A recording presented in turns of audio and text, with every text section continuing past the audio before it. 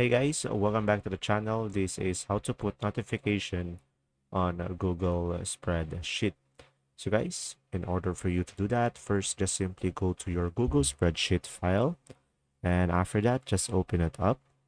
And from here, as you can see on the top, you should be able to see here guys, tools. So just simply click on tools over here.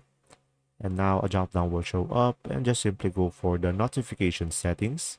And now you will have two options. You can either edit notifications or comment notifications. So first one, let's go for edit notifications. And from here, guys, you will get notified if any changes are made. You can check this one, or if a user submit a form, you can go for this one, or you can go for email daily digest or email right away. So from here, you will have two options as well.